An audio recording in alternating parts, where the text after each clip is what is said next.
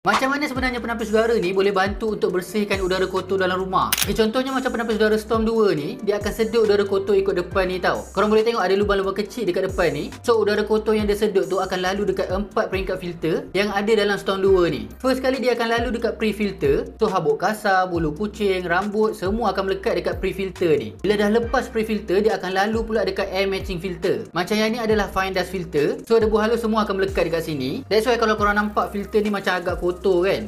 Ni semua debu halus yang dah ditapis lah. Next, lepas lalu dekat fine dust filter, dia akan lalu pula dekat double deodorization filter, di mana dekat filter ni semua bau busuk akan dineutralkan. So maksudnya semua bau busuk dalam ruangan rumah korang tu akan hilang. And last kali dia akan lalu dekat copper HEPA filter, di mana kat sini semua virus dan bakteria akan melekat dekat copper HEPA filter ni. And dia akan lepaskan udara yang bersih, sama ada ikut atas, ikut depan ataupun ikut kedua-dua tempat ni, bergantung kepada cara korang setting. Jadi semua proses ni akan sentiasa berterusan selagi mana korang on penapis udara korang tu. So udara dalam rumah korang yang kotor tu semua akan disedut dan udara bersih akan dilepaskan. So harap video ni menjawab kepada persoalan